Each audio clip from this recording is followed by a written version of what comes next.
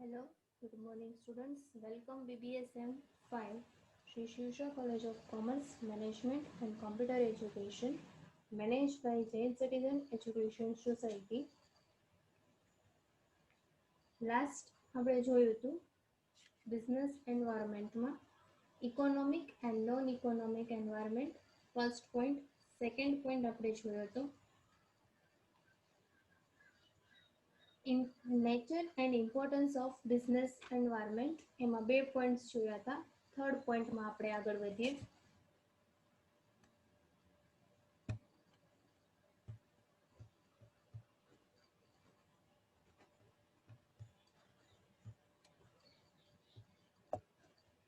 Nature and importance of business environment. First, the nature and form of business enterprise is determined by business environment first.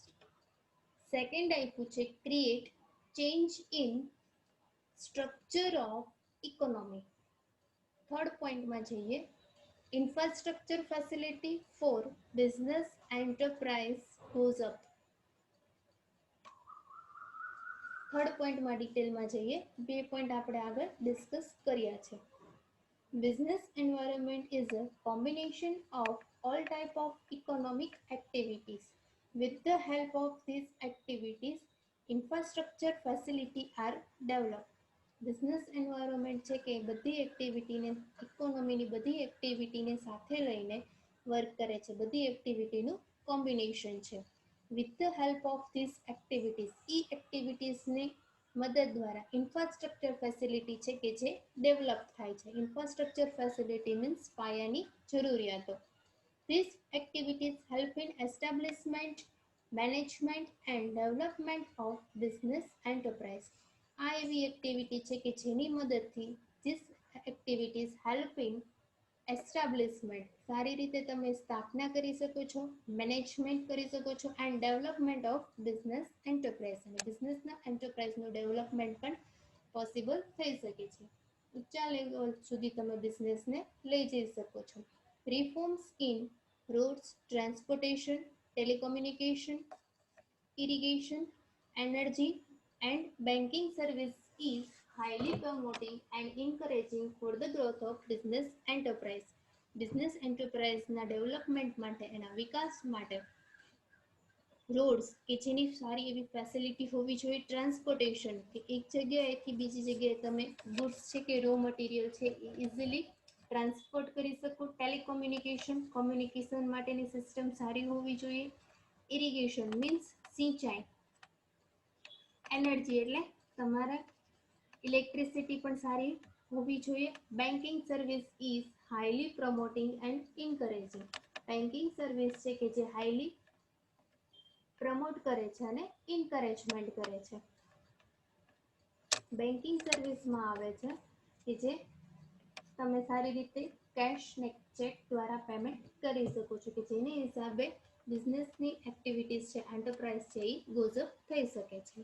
એના પછી આપ્યો છે point number 4, brings dynamism in business. As we know that economic activity are always changing. ઇકોનોમીની activity છે કે જેમાં day by day changes જોવા મળે છે, ફ્લક્ચ્યુએશન થાય છે. સમટાઈમ્સ ઇન્ફ્લેશન હોય છે, સમટાઈમ્સ ડિપ્રેશનમાં પણ માર્કેટ જોવા મળે છે. So our economy way and means also change with the changing situation. Changing situation ઉપર આપણું ઇકોનોમી છે કે જે ડિપેન્ડ્સ હોય છે, કે એના ઉપર બિઝનેસ એન્વાયરમેન્ટની સારી એવી અસર જોવા મળે છે. Therefore, dynamism becomes one of the important quality of business environment. એટલા માટે ડાયનામિઝમ છે કે જે એક ઇમ્પોર્ટન્ટ ક્વોલિટી છે બિઝનેસ એન્વાયરમેન્ટ માટેની. ડાયનામિઝમ મીન્સ કે મોડર્નાઇઝેશન, જેને તમે કહી શકો છો કે તમારે ડે ટુ ડે નવું ઇનોવેશન બિઝનેસમાં કરવું જરૂરી છે, કે જેને હિસાબે તમારો બિઝનેસ માર્કેટમાં ટકી શકે છે. એની business require dynamism and innovation with the changing time. જે પ્રમાણે ટાઈમ અને ચેન્જ સિચ્યુએશન ચેન્જ થાય છે એ પ્રમાણે તમારે બિઝનેસમાં ઇનોવેશન લાવવું જરૂરી બને છે, મોડર્નાઇઝેશન લાવવું જરૂરી બને છે, કે જેને હિસાબે તમે કટ થ્રુ કોમ્પિટિશનમાં ટકી શકો છો, કડાકાપ હરીફાઈમાં. For example, the banking services are now based on computer and email facility. Banking service છે કે જે તેના ઉપર બેઝ છે, કોમ્પ્યુટર અને ઈમેલ ફેસિલિટી ઉપર બેઝ ડિપેન્ડ્સ છે. એ ઈમેલ દ્વારા અને કોમ્પ્યુટર દ્વારા બેન્કિંગના બધા ટ્રાન્ઝેક્શન થતા હોય છે. Online banking and ATM facility કે જે તમને શું પ્રોવાઈડ કરે છે, ઓનલાઈન બેન્કિંગ અને એટીએમની સારી એવી ફેસિલિટી પ્રોવાઈડ કરે છે. Each and every sector of economy has adopted modernization in economic activity. કોઈપણ સેક્ટરમાં ઇકોનોમી છે કે જેને મોડર્નાઇઝેશન અપનાવવું જરૂરી છે. મોડર્નાઇઝેશન એટલે અત્યાધુનિકરણ કે જેને હિસાબે ઇકોનોમીની કટથ્રુ કોમ્પિટિશનમાં એ ટકી શકે છે. એના પછીનો પોઈન્ટ આપ્યો છે, the role of government changes. The government also changed the form of business environment. Government છે કે જેને બિઝનેસ એન્વાયરમેન્ટ માટે ઘણા ચેન્જીસ લાવ્યા છે. The remarkable example is Indian reforms in economy 1991. 1991માં government દ્વારા નવા ઇન્ડિયન રિફોર્મ્સ છે, નવા ઇન્ડિયન રિફોર્મ્સ કે જે અપનાવેલા છે. ઇન્ડિયન રિફોર્મ્સ એટલે ભારતે નવી નીતિ અપનાવી છે, નવી પોલિસી કે જેને 1951માં એડપ્ટ કરી હતી.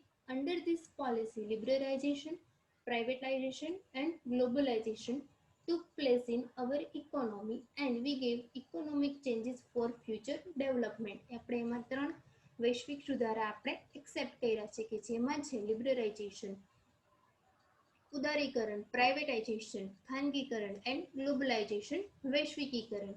આગળની ઇકોનોમીમાં 11-12માં આપણે આ સ્ટડી આગળ કરીને આવ્યા છીએ. 3 ઇકોનોમી એલપીજી જેને આપણે કહીએ છીએ, liberalization, privatization and globalization took place in our economy કે જેણે આપણી ઇકોનોમીમાં સારું એવું પ્લેસ એક્સેપ્ટ કર્યું છે. We gave economic changes for future development કે જેને હિસાબે ફ્યુચરમાં સારા એવા ડેવલપમેન્ટ પોસિબલ થઈ શકે છે. In this way the government can play an important role to change the business environment. કે જેના હિસાબે ગવર્મેન્ટનો રોલ છે કે જે બિઝનેસ એન્વાયરમેન્ટ ચેન્જ કરવા માટે ઘણો ઇમ્પોર્ટન્ટ છે. Our government applied different reforms to facilitate development of various economic sectors. We can see remarkable changes in financial policy, fiscal policy, industrial policy, agricultural policy, import-export policy, banking policy, etc.